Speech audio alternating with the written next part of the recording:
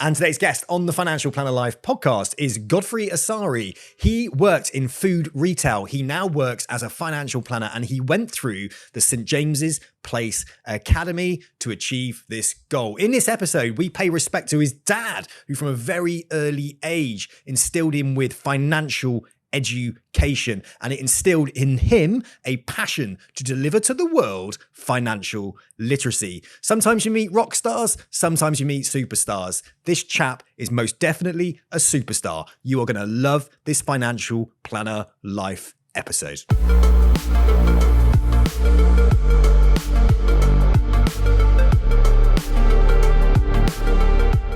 Godfrey, thanks so much for joining me today on the Financial Planner Life podcast. How are you? I'm good, thank you. Thank you so much for having me. How are you doing? I'm all right. A bit of a crap start to the day. Hour and a half it took us to get from one side of London to the other. Literally, if I'd have left Bristol today, I'd have got here at the same time. The same time. I travelled down from Reading and it took me about an hour and a half. hour and a half actually. So we're in the same boat. Yeah, exactly, right. Exactly. Absolutely. Albeit mine was probably a bit more smoother of a journey than an hour and a half in traffic. Oh, here we go. Yeah, hour and a half to get about 2 miles. Crazy. But that's London traffic for you. But we're here today. You and I had a great conversation yesterday when we do the pre-podcast chat. So I was really excited to come in today and have you as my guest first of all. I appreciate that. And I'm delighted to be here as well. Amazing, because you've got the energy, and that's what I love. People who are enthusiastic about what it is they actually do, enthusiastic about this fantastic profession, and people that want to help others with their financial planning for a greater purpose, a greater good of mental health and well-being, right? Completely. So you know, like most things, well-being is so super important, and it's glad that it's been come to the forefront almost in society today, whether it's financial well-being or whether it's nutritional well-being. Certainly in my background, all of those things are super important. So anything I can do to sort of give back to the community or the younger generation coming through, I'll be more than happy to do and support, because financial planning plays such an important part in our lives. And it's probably an area that most people don't understand, just given the complexities of it. So as much as I can do to support, I'll be there. Fantastic. Well, that's what we need. We need more people like you that can also see it as a problem that needs to be fixed. And there's different facets of different society and different people and different cultures that need a different approach to financial planning. It's not just a rich person's service. It's a service that can add value and benefit to anybody in their lives at any stage of their careers or their journey. Some people struggle with simple budgeting and the stress and the anxiety that can cause. I know that because I'm the same. For a long period of time, I was rubbish at managing money. I was an entrepreneurial individual, but managing money just send me into cold sweats. I'm with you. Not my thing, So when I lean into financial planners, I lean into coaches, and I'm like, oh my God, like I need this. This is a muscle in my brain that is weak. I might have a really strong muscle when it comes to getting myself out of bed and going for a 20K run or something. When it comes to doing my finances, it's a weak muscle. So we need people like you that can simplify that, connect with people and get them thinking about it and building that muscle memory when it comes to good financial habits. Now, you were one of the lucky ones because you weren't you haven't just learned about financial planning or financial services as a whole. So tell us about your story. How did you actually get into understanding what financial services is? That's a really great question. And it takes me back to 2011. So I would have been 19 years old at the time. And I remember because for two reasons. But my dad and I were the only ones at home. My siblings and my mum had all traveled back home to Ghana. So it literally just left my dad and I at home. And I remember sitting down with my dad, and he was talking to me about all things personal finance. So whether it was pensions or whether it was endowment policies at the time, or whether it was investments and protection. And I was just blown away, because my dad, when he came to this country in the 80s, he's always been a cleaner here. But what he had was the financial education knowledge that he got back home in Ghana. So of course, being a key worker or manual laborer, it's quite hard to survive on minimum wage. And what helped him through his time here was all of the knowledge that he had acquired back home in Ghana. And that's what he used to become, I suppose, relatively successful and able to look after us as a family. But I suppose because my dad's always been a cleaner, I never really understood all this knowledge that he had until that moment he sat down with me. And I remember I came out of the conversation, and that was the first day that I made my investment into a unit trust. I'd done a lump sum and I'd done a regular within an instant of having that conversation with him, because I saw and I understood the value of what he was telling me. And I also remember that time because it was the time where my dad and I would say, upgraded our relationship from sort of father-son to best friends. So that's the two reasons why that conversation sticks out in my mind, because it was the start of my financial advisor journey. And also, like I said, upgrading from father-son into best friends with dad. I love that. I think father-child or father-son relationships are hugely important. And from your dad coming from Ghana, humble beginnings as well in the UK as a cleaner, right?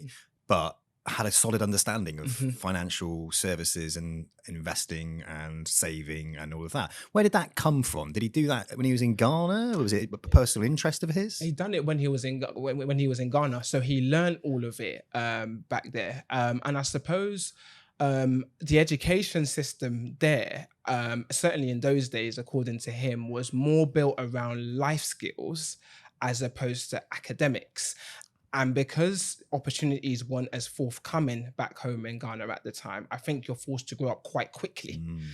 Just given third world country, growing up in the 50s, 60s, it's not as developed as sort of the Western world. So I think you just become an adult far more quicker in certainly those times in that part of the country than you do potentially here. So a combination of the education system and his life is what led him to acquire all of that knowledge. And as I said, he imparted all of that knowledge and wisdom onto me at that age of 19. And I suppose as I went through my career in corporate, and also just looking at the friendships around me, whether that's family or friends, I then quickly realized that actually financial literacy levels are quite low, and that I was genuinely one of the fortunate ones where my dad had that knowledge and was able to impart it onto me. And that's why I feel so passionate now about giving back in terms of financial education, particularly because I recognize the benefit of it for me so young. It feels right, of course, and I think it's a necessity on my part that if I was able to be a beneficiary of that positive experience, I've got to help others do the same thing. I love it, man. If you're going to receive it, give it as well. Completely. Yeah, no, very, very fortunate. So I'm forever grateful to both my parents, of course. But my dad obviously got me started in this world. I love it. I love the fact you've got a fantastic relationship with your father. As a father to a daughter, I've been working on that incredibly well and hard. You know, it's really, really important, I think, as fathers, that we are positive role models to our children.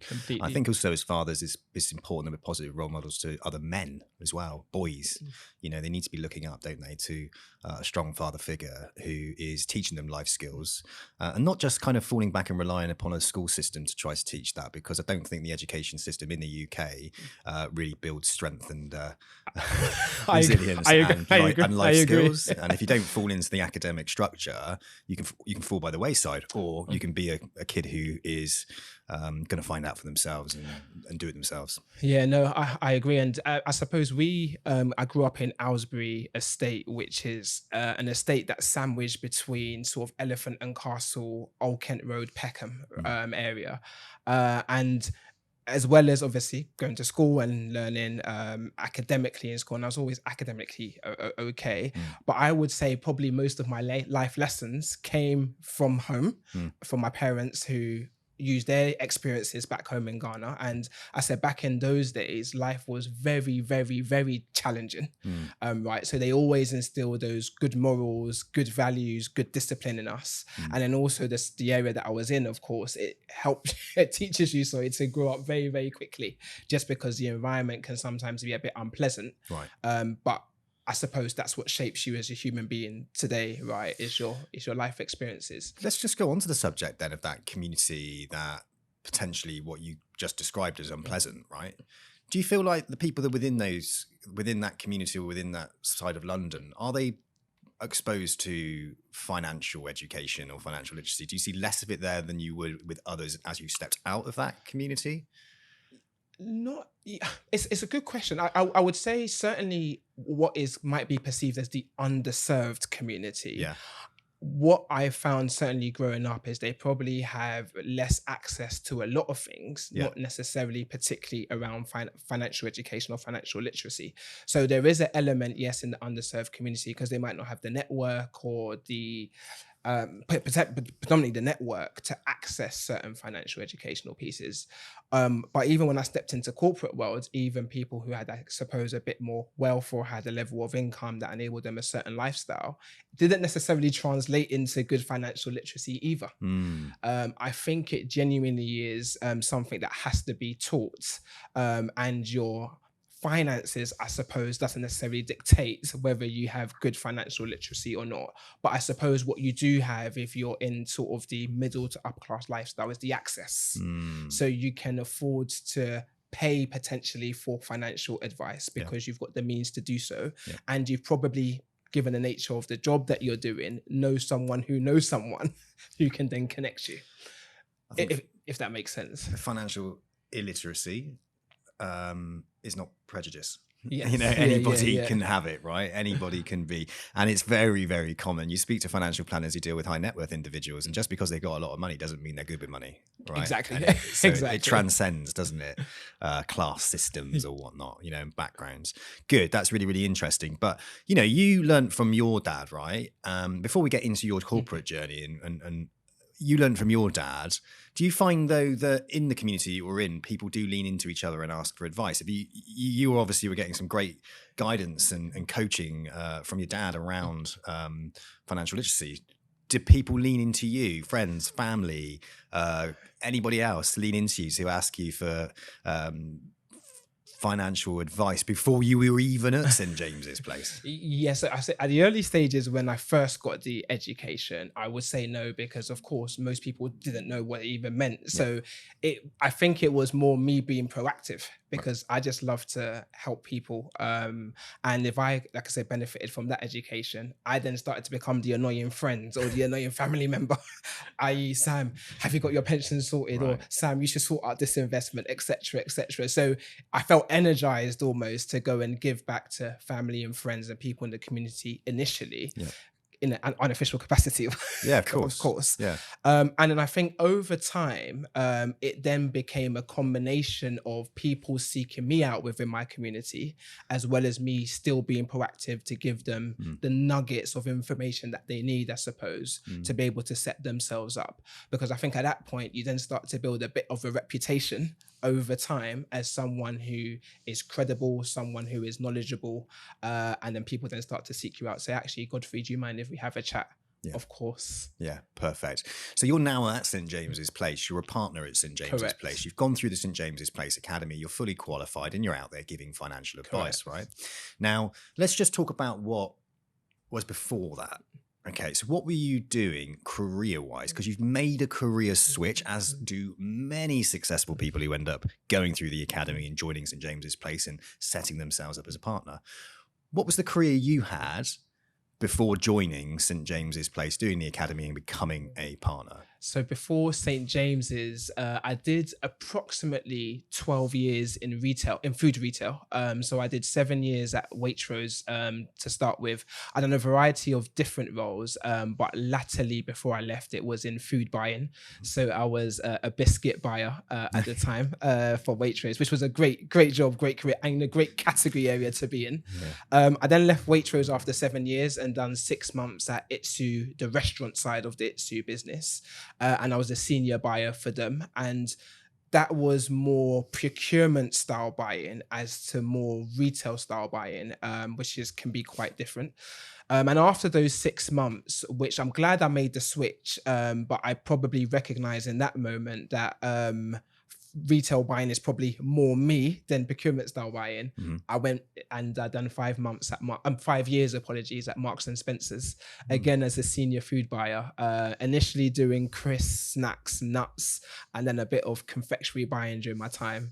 And then I went into produce buying before I finally left retail and made that transition. Fantastic. Into financial services. Yeah, fantastic. And what's interesting to me is that I never really understood that type of role, to the detail of the relationships that you would have working within, say, a grocer like Waitrose, actually what you're exposed to in respect of big brands. Yes. Yeah. And the individuals who are in those companies that you're trying to buy this produce from to store in your to display and sell in a top high street store.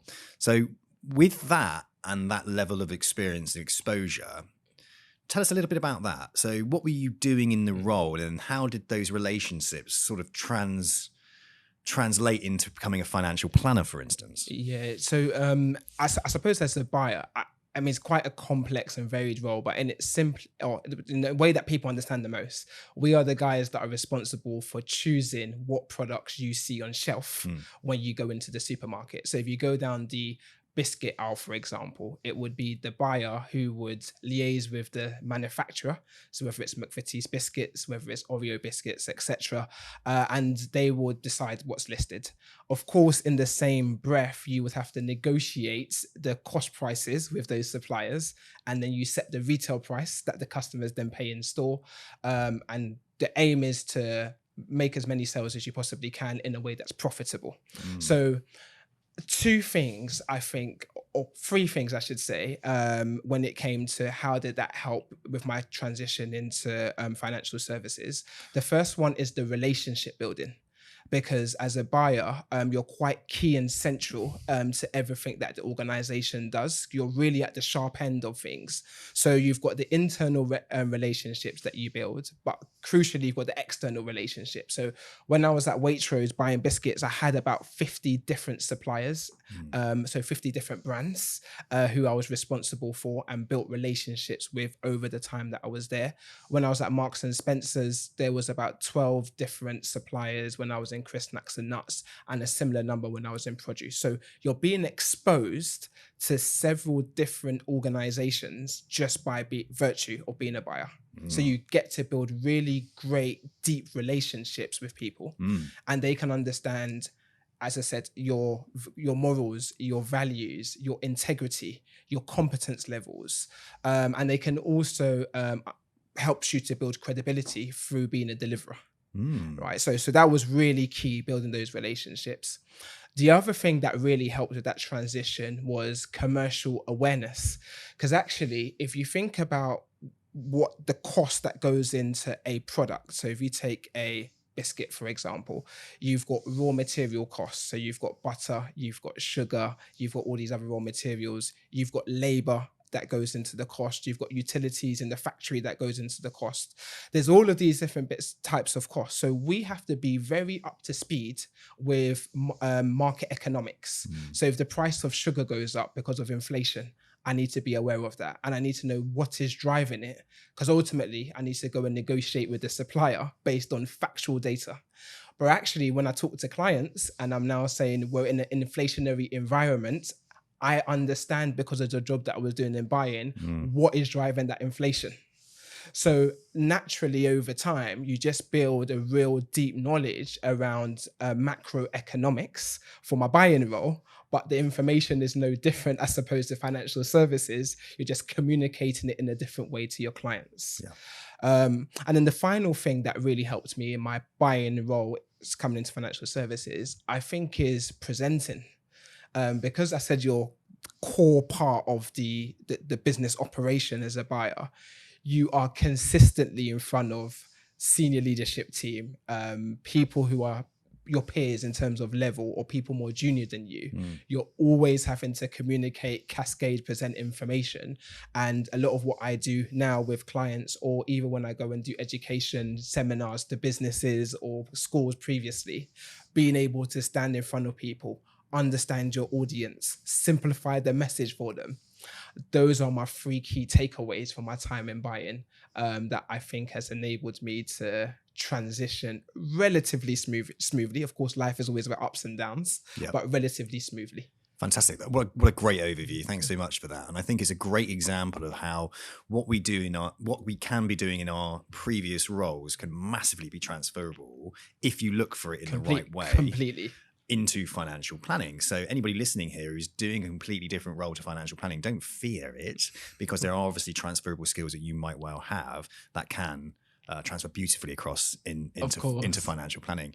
Do love the fact as well, and this is where my entrepreneurial hat comes on, because I'm thinking about the average earning index. I'm thinking about using the example of a basket of food as it goes up and as it goes down. I'm thinking about you, your background in buying. I'm thinking about these fantastic brands that you've been working with and these relationships you have with your brands. And I'm thinking to myself, financial planning is all about networking and influence. And you've got the ability to network and influence some massive brands because you've walked through those doors and you've presented to them in a situation where you're doing deals. Yeah, completely. So the trust is there already, right? Absolutely. And that's one of the things that I've personally found, I suppose, transitioning is when you're dealing with someone's personal finances. I mean, it's so, personal, not to repeat the word, but personal to them. They have to really be with somebody that they trust. And to try and establish a trust with somebody when you're dealing with them in that capacity takes time. It takes time. But actually, if I've fostered, or if someone else in their previous career has fostered relationships over 12 years or however many years you've been in your industry, the trust is already there.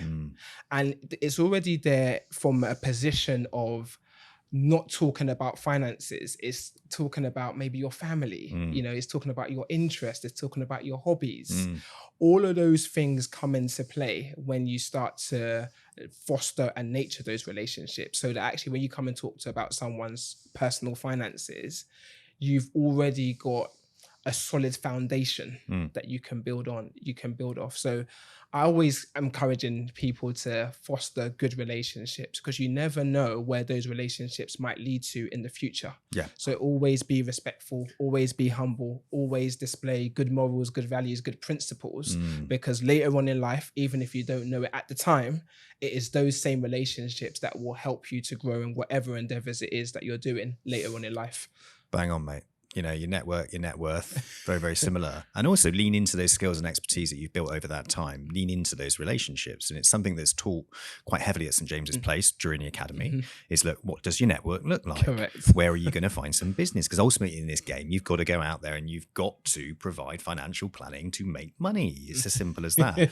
But you've established and understood exactly where your strength lies and what your network looks like. And you've lent into that.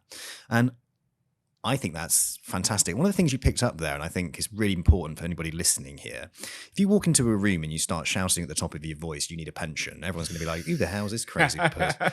Get him out of this room, right? But if you go in there and you actually talk about food, if you talk about the stress and the pressures they're under in their buying job, if you talk about the economy and how it affects the price of sugar or whatever, right? And the fact that you have worked for Waitrose, Itsu, etc., all of a sudden that experience becomes a Trojan horse that knocks down doors and gets you through, gets you into the circle where you become a key person of influence. And I bang on about key person of influence all the time. And that essentially is who you are. You've got yourself positioned in a way where you can be the financial planner to the food industry. Yeah. Food and money. You know where I'm going with this. I know where you're going with this. You know where I'm going with this. I love it. I think it's amazing. I appreciate that. And I think it's like, that should be really hyper-focused for you. And I think it is, being that person who is the financial planner to the food or the grocery or the supermarkets or the retail food industry. I think it's because when one person knows, they'll refer you to somebody else. Completely. And also what I love as well is your strategy from day one, right, is B2B. A lot of people go in and their strategy from day one is like B2C, right? And it's a lot harder to get a load of clients on when you go and knocking on doors on clients, right? It's a lot harder. You go through the door of a big organization, such as Itsu or something, right? And you've got a relatability because you've done the job before. You understand the pressures and everything that go on there.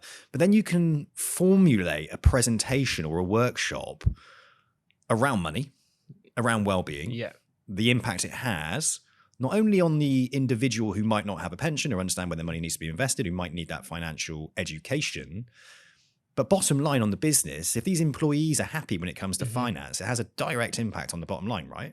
Completely. And it's such a great way to kind of position yourself.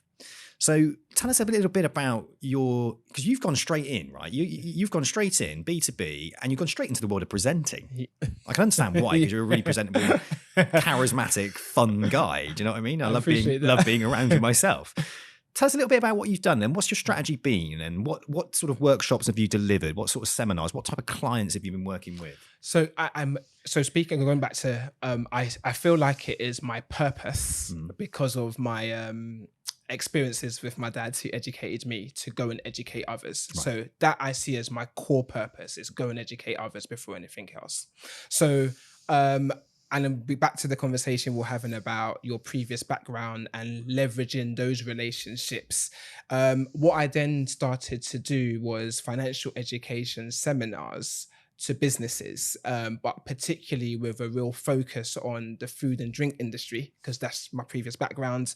That's where I can get probably the most connectivity, just given, or relatability, I should say, given the nature of the job role. That's where the network is. It's an industry that I understand.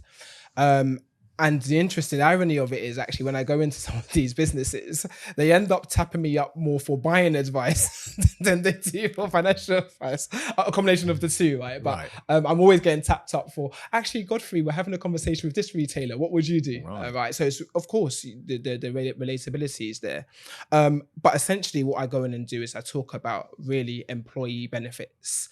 And so as you will know, Sam, employee benefits can encompass loads of different things. So it could be death in service benefits. It could be what are your pension contributions from your employer, and what do you need to do as an employee? What stock options do you have with your employer? That could be a benefit also. And there might be a variety of other things.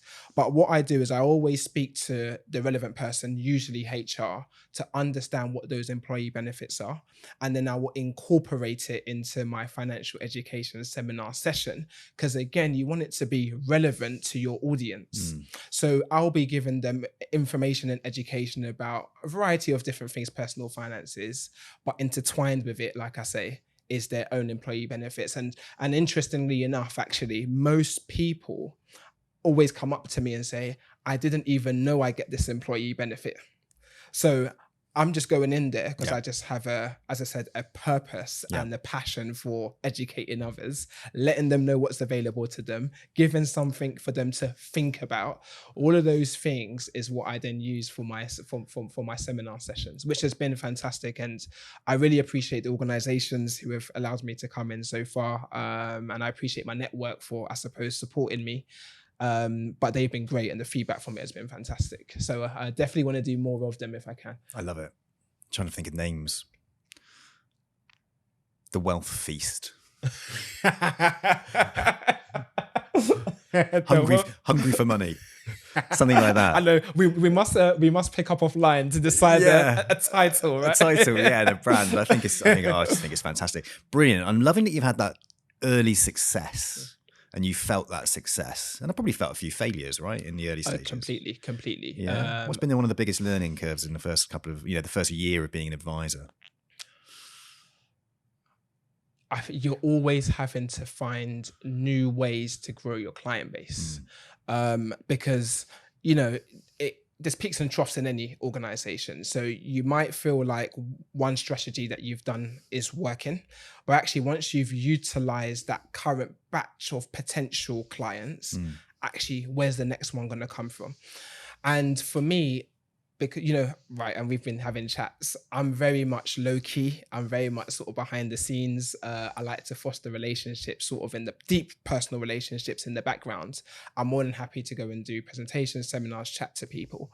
But on the flip side, where I probably have found, what I've probably found the most challenging is, because I am low key, I always find myself having conversations about, do I need to start having a bit more of a social media presence? Because there's certainly an opportunity, if you can put out the right type of content, to potentially acquire clients that way, but also to fulfill my purpose, like I said, in terms of educating others. But at the same time, I'm a very private person. So it's a real conundrum for me on a personal level, because there's a huge opportunity in that social media space that could potentially be untapped if I don't step into it. And do I need to step out of my comfort zone, which I know what the answer is, but I think that's been probably the hardest part for me, is that social media element, because there is a real appetite for it, for sure. A couple of things. I know some incredibly successful financial planners that do not have any social media presence. Okay. Yeah. There is a pressure upon us to have social media presence to make us feel like we're being successful because of how many views, likes, comments that social media actually gets. You'd strike me as a long form content individual where you add the most value in the long form basis. And that's really where social media should start. Okay. So my advice would always be to someone like you is, right, you love conversation. You're very personable. You love talking to people on a deeper level. You're very empathic. You have high levels of emotional intelligence, right? Your EQ's right up there, IQ by the sounds of it as well. You need to be sitting down with people like you're doing today. Okay. And when you sit down with someone like you do today, you have a nice, frank, open, honest conversation, right? Now, the beautiful thing about that, this might be an hour long. So you take that video, you give it to somebody, and they cut it up. They cut it up into 25 pieces. There's your social content. Got you. Yeah? So you take that social content, and then you just organize for that to go out. Maybe you employ somebody, maybe you use somebody on an external basis, quite cheap, to manage your social media for you. By doing that, you're then not having to think about every day what it is you have to post. I'm with you. You're repurposing content. So that one clip, this one conversation with us today becomes, say, 3 different social clips. It becomes an article that sits on LinkedIn. Okay. That builds me a newsletter, which builds me a following. That then goes on my company page as well, and I rotate things.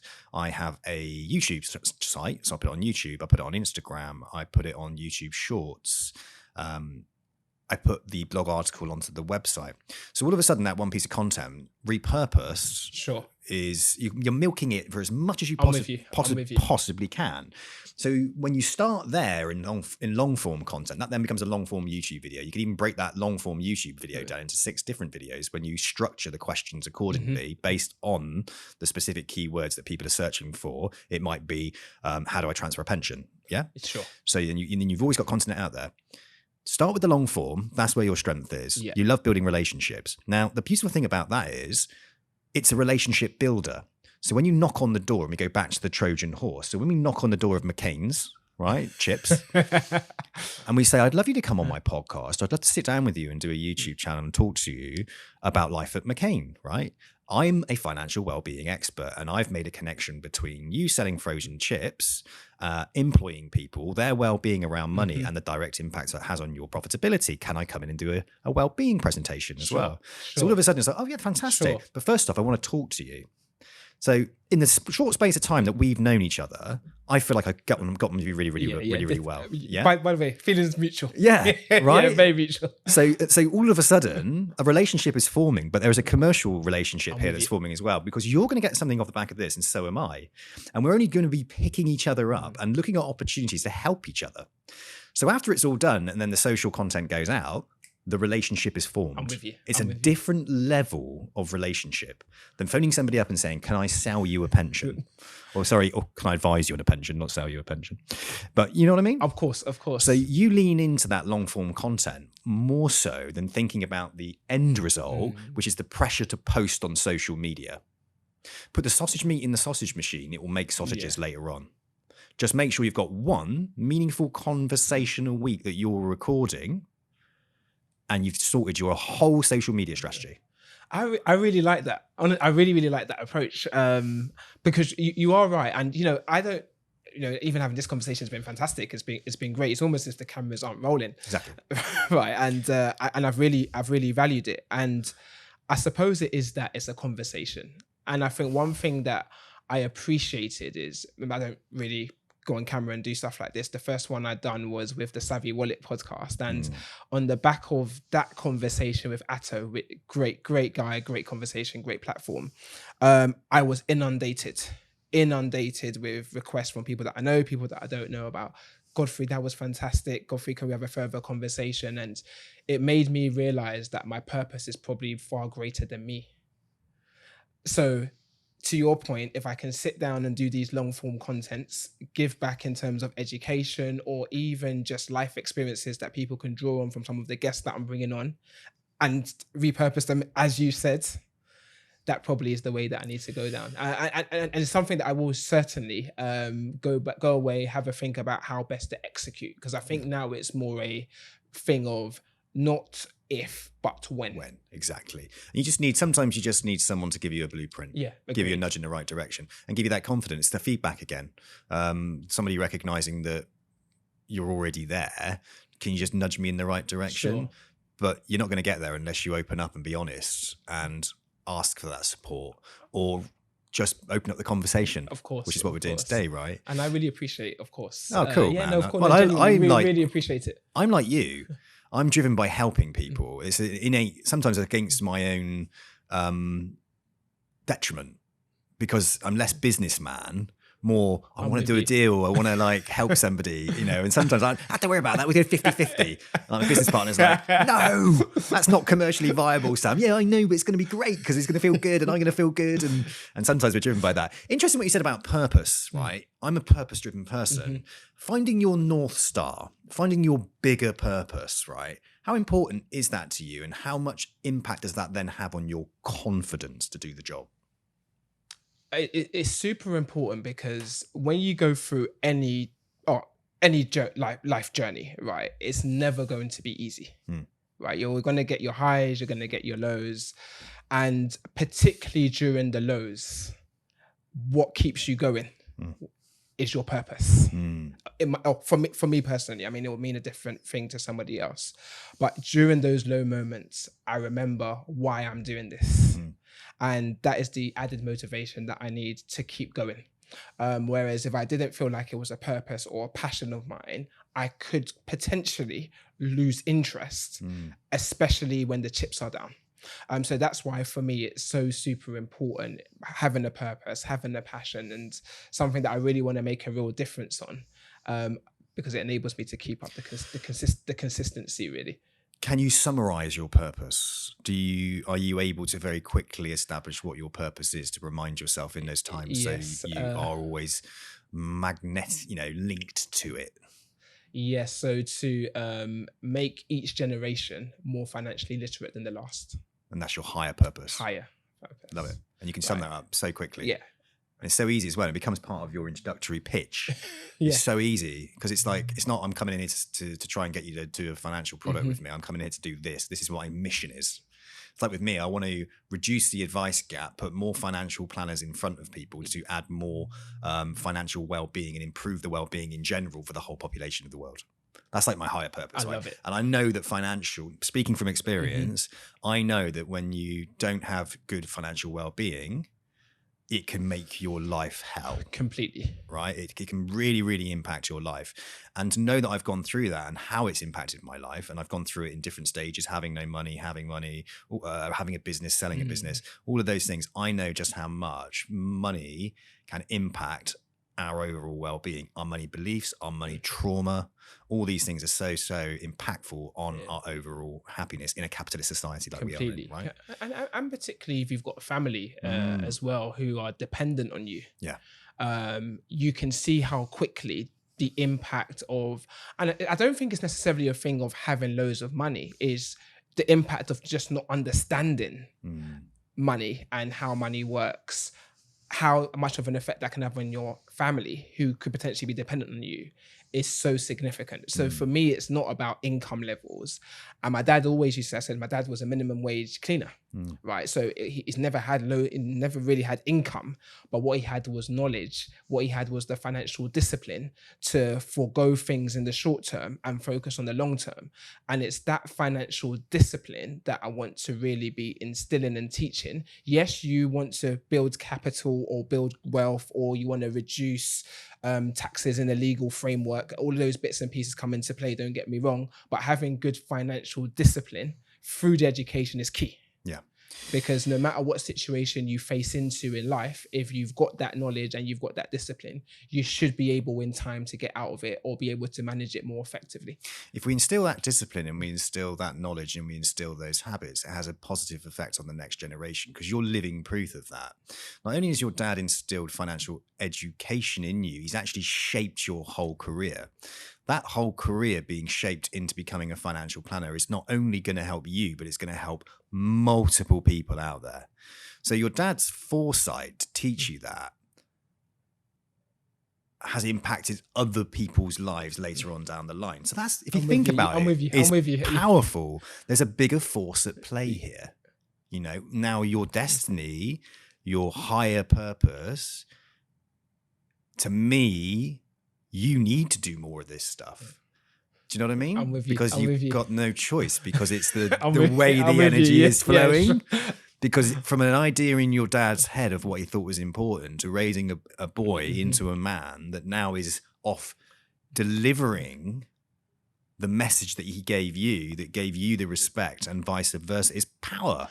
Yeah, I genuinely, and it didn't come from a banker. It didn't come from a financial advisor. At all. It came from a chap who came from Ghana and worked here as a cleaner. Completely. That's so cool. I honestly, my admiration for both of my parents is up there, seriously, and especially my dad, because of how hard he worked with the circumstances that he had to face into.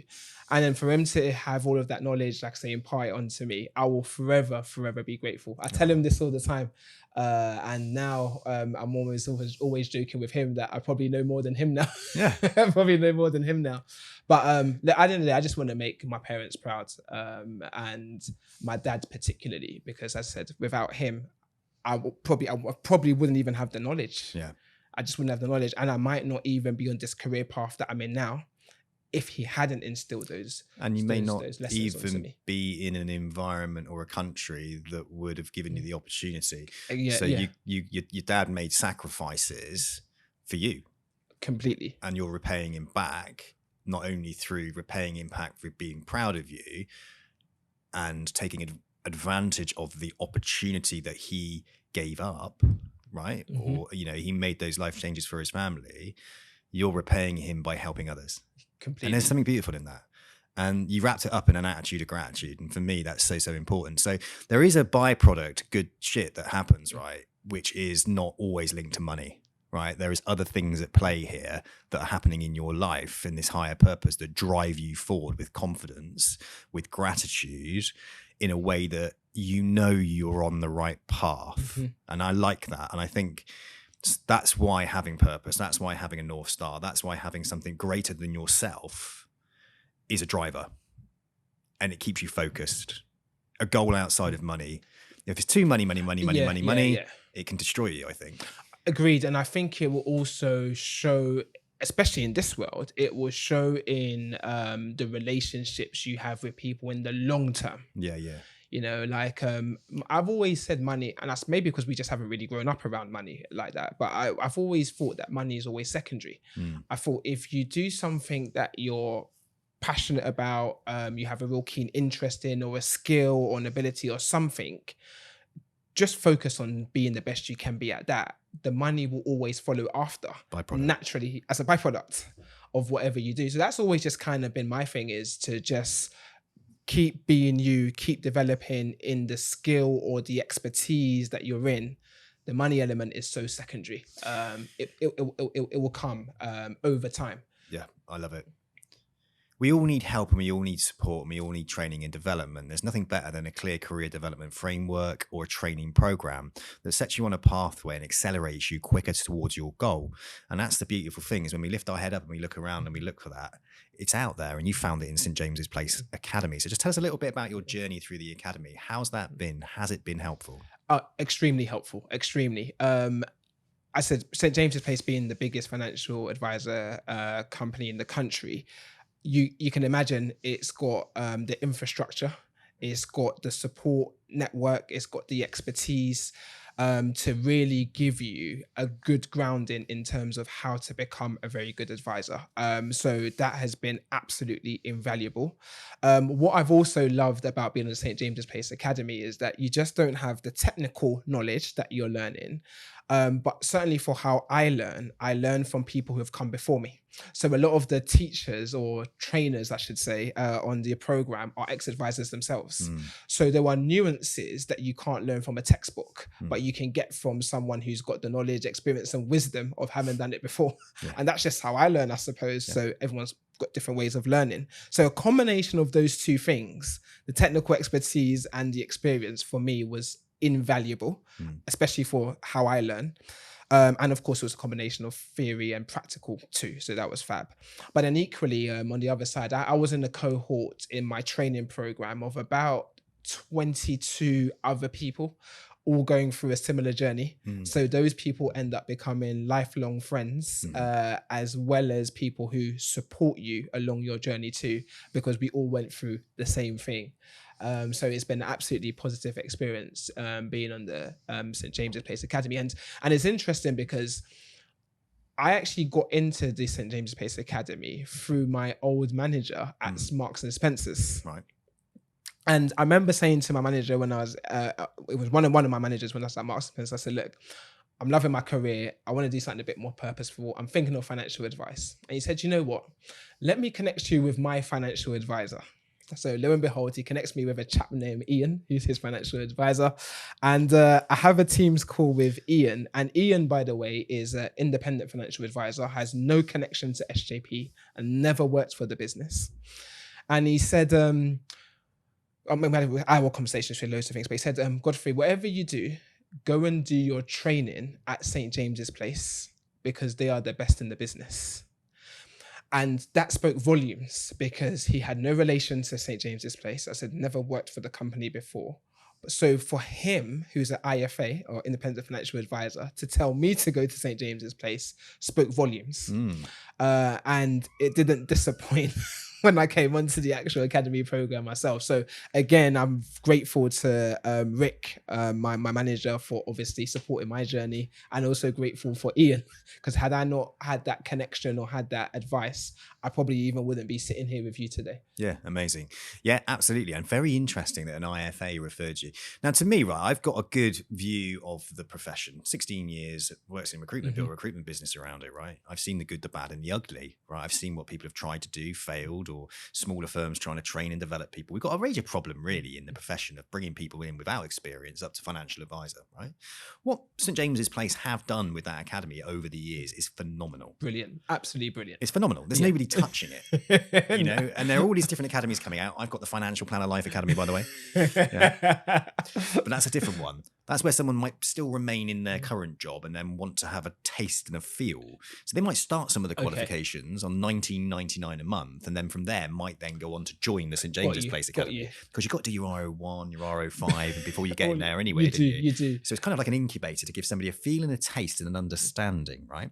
But what SJP do, term 1, 2, 3, 4, it's term brilliant. 5, 6, whilst you're out there actually in the field doing the job, you've still got ongoing coaching, development and support. So not only going through like the theory, the qualifications, the how you do things, the practical skills, you're then out there in the field. You're not just saying, right, off you go then, you know, you're on your own. You've actually got ongoing support for a couple of the years thereafter as well. And I recorded a great episode with G where we covered terms 5 and 6 quite recently. So if anyone's listening and want to know what happens after you come out of the academy, look at the most recent episode. 3,500 downloads in 1 week.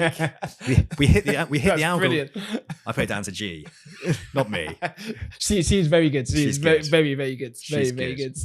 I'm glad you've had a really positive experience, and I'm glad people are out there referring it, especially hearing that IFAs are referring it is good, because there can sometimes be a bit of negativity. And I think, well, that's not good for the profession at all. You know, why are you getting so negative? Like, it's not good for the profession at all. It's a bloody good academy, and people need to know about it and need to come along and actually view it, understand it, see what it's about. The options, I think, you know, you've gone down the route of being a partner, which means that you are running your own partner practice, which means you've got to have a business owner hat on and you've got to have a financial planner life hat on. Sorry, financial planner hat on, not the financial planner life. You've got to have a financial planner hat on. Why did you choose that? Why was that a good route for you up against, say, going into an existing partner practice as a self-employed advisor? Why was it important that you were a partner? Because and by the way, I loved my time in food retail. I would go back in a heartbeat. Honestly, I didn't leave for any reason of not liking it or anything like that. It purely was just based on the purpose and the passion. Right. But having done 12 years or so in corporate life, I just wanted to really and truly just get away from corporate and do my own thing. Yep. I've always kind of seen myself as a bit entrepreneurial anyway. So it gave me an opportunity to test what I thought I might know about myself. And for me, having that independence and control of my life to be able to do what I want, when I want, how I want was so super important as I go through this journey. And the only way I could do that was by being a partner. If I went into a practice, again, it would feel quite corporate, and I was again wanting to escape that. So I guess it gives me a good balance, because whilst SJP is a corporate organization, because I'm a partner, I'm a bit removed, I suppose, from the day-to-day corporate element of things, while still having the backing of a big corporate. Yeah. So that felt like a really good balance for me in terms of what I wanted to achieve, in terms of how I wanted to live my lifestyle, whilst keeping corporate at arm's length, but having them if I need, having them there for support if I needed them. No, I love it. That's fantastic. How did you deal with making sure that you were making the right decision to go it alone? So things would be going through my head. How am I going to pay the bills? When am I going to get my first deal across the line? How much does this cost? How much does that cost? Funny, money coming up, all these things are very typical for me. So all these different things, and am I going to make it? Am I not going to make it? What support did you have to make sure that you were making the right decision, and the SJP were advising that you were making the right decision by going down the route of becoming a partner? I think for myself, again, and maybe it's life experiences, but again, having done the job I done, which was fantastic. So at Waitrose and Marks and Spencer's particularly, what you're taught and how they've developed me as a professional in terms of my confidence, my ability, etc. I think that just gave me an element of, actually, do you know what's the worst that can happen? I've got the knowledge, I've got the skills, I've got the experience. And as a fallback position, if all else failed, I could always go back and get a buy-in job. So that helps in terms of going down the partner route for me, because I have something to fall back on, which is 12 years worth of credible experience in very reputable businesses. So that was thought number one. Number two, and going back to obviously my dad, with all of that education that he gave me, I've been investing from the age of 19. I'm now in my early 30s. And on top of that, all of the share save schemes that I had with Marks and Spencer's in particular, I mean, they were so super beneficial for me financially, that I was able to have a bit of a safety net and a buffer that meant I can give myself some time to become a partner, and not have to necessarily worry about bills as such in the short to medium term. Of course, you've always got the longer term piece that you need to be able to cover your bills. But having that knowledge from my dad meant that I was able to put into action everything that he had told me. And it just allowed me a level of comfortability financially to be able to say, right, now is the right time to be able to go and do that. I wouldn't say I'm high risk. I'm just going to make a decision on a whim. I wouldn't say that at all. And then equally, my wife was extremely supportive in terms of going on the journey, the timing of it all. And I always think that when you go through life journey together with a partner, it's always really, really helpful, because they'll be able to help you see things that you might not necessarily see. And you can be able to plug those knowledge gaps if there are any. And of course, like I say, when you get the peaks and troughs of going through a career transition, especially at the life stage that I'm at, you need someone who's incredibly supportive to be able to support you during those sort of down moments. And she's been absolutely fantastic. Of course, she's my rock. Yeah, exactly. Took the words out of my mouth. We need rocks in life. Sometimes we need rocks, and sometimes we need superstars. Exactly. I'm the same with my wife. I'm very, very lucky with Kerry Ann. She's definitely my rock, without a shadow of a doubt. And being an entrepreneur, running a business, it consumes you.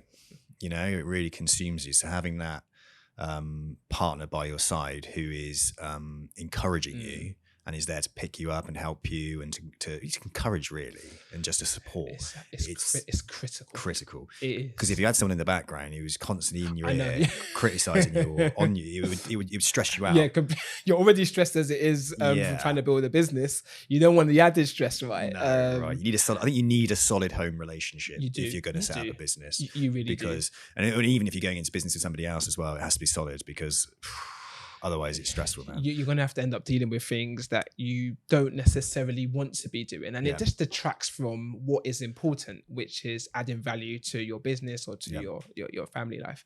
And actually, I saw I really resonated. And it's great to hear you talk about your wife, because I saw your LinkedIn post when it's your wedding anniversary. It was your wedding anniversary. And you spoke about how much your wife and how much your daughter means to you. And that resonates with me really, really well, because obviously going through a similar-ish journey, I understand the importance of having that rock behind you. So I really connected with you when I saw your LinkedIn post. Keeps me grounded, keeps me focused, and gives me purpose. Goes back to that purpose. I think family is a great thing to have. It's a gift that you can't buy, and I am grateful that I have it, because some people don't, right? My brother's going for a divorce at the moment, sadly. He's got 2 kids. Life can change very quickly. And when you have something, I think you need to work incredibly hard to keep it. I agree. And, it's a 2-way street, and it's all about respect, I think. And without her and Isabella, I can't be the person that I am, right? And like you, I'm hugely grateful for that, and it helps me with my North Star and my purpose. I'm really glad you shared that, because I think we need to hear more about these positive stories of relationships and family coming together, helping each other out, supporting each other. I think those kind of good stories and positive stories, back to the role models we were talking about earlier, I think it's good for people to hear. 100%. Completely. I was really grateful you shared that. Oh, cheers, buddy. Yeah, I think, definitely relationships, community, whenever. Oh, look, we were talking about this last night, me and Luke. Luke's the videographer. He's over there.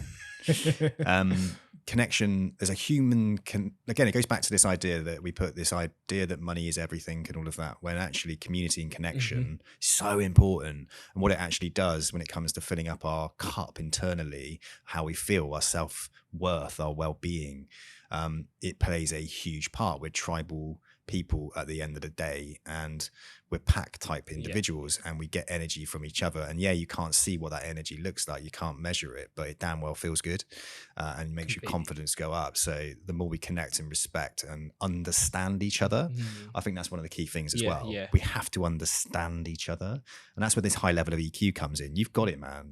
This idea that you can sit down with somebody and be interested in somebody else is key to building those deeper, more meaningful relationships. And I think vulnerability plays a part in that, because we're all vulnerable, but it's the person who can be honest and share that vulnerability, which will also inspire the other person to make a change, perhaps, makes a deeper connection. Someone goes, I like that person, I'm going to deal with them. It's good. What's the future look like for you? What you got going? What have you got planned over the next, say 3 to 6 months? What's your goals short term? So continue to do what I'm doing in terms of the financial education seminars. I absolutely love them. So going into businesses, giving them the talk and giving them a bit of insight into personal finances. So we'll definitely continue to do that. I'm going to, in the interest of starting to, I don't want to say build a social media presence, actually, that's a bit different, but I do in terms of giving back through social platforms. As of this Friday, I want to start doing my Finance Friday series. Lovely. And it'll just be, it could be a written post, it could be a video post, but something to do with finance. So whatever's on my mind, give some insight or give an educational topic, or create a bit of a debate and discussion about certain things to do with personal finances. That will be my starting point before we maybe get into the long form conversations, because I thought that was a really good idea. So thank you so much. And those are the 2 really big things, really. Of course, there is the actual advice element too, in terms of providing advice to private clients. But they're going to be my 2 big things, is continue to do the seminars, and then also start to build content, I suppose, for LinkedIn. I love it. My brain's rattling away. Finance Friday, right? So Finance Friday can literally be a podcast. It could literally be an article. It could literally be a post, because it's like getting your finances sorted before the weekend. Yeah. How many people go, I'm not spending a load of money this weekend, and go out and spend an absolute fortune. So you got that whole thank F it's Friday, thank F it's Financial Friday, or thank Financial Friday. There's loads of things you can do around. You're a real entrepreneur. I love how you just take like one thing I might say, and then all of a sudden it's a business. It's brilliant. It's a great skill. But that's what I love. Yeah. That's what I love, because I see in you're brilliant. And I just want to be able to go, here's a vehicle. I'm with you. You know, to help. That's how I think. I'm with you. It's like, how can I make this person who's got the power? If you were somebody that I had to drag out of, see you later, mate. I got no interest in giving my energy to somebody that's just going to take it and dismiss it, because they're energy vampires. Yeah. You're like, bang, you're giving me energy. I get energy back. So it's just like, it's reciprocal. It is. So when you meet people like that, I get excited because of the energy that's going on, and it just brings two people up. You know, it's a give and take relationship. Mm-hmm, you've got the knowledge, you've got the awareness and emotional intelligence to recognize that is how we operate in life. And it goes back, I think, to good values, morals your dad's instilled in you, but I think also your exposure in your corporate career has trained you, conditioned you, given you exposure to the power of relationships, which is hugely important in financial planning. So anybody listening to this, if you're not relationship focused, work on your relationships. Completely. Yeah, brilliant. But I do appreciate that. That was great. No worries. Godfrey, listen, I'm going to bring this to an end because I could talk to you forever and ever and ever. No, thank you so much for having me on the platform. No, I genuinely really enjoyed it. Top man. It's true. I love the energy. I love the energy. We're definitely going to continue talking. Of course we will do. Yeah. Sweet. Godfrey, thank you so much for joining me on the Financial Planner Life. Much appreciated. Cheers.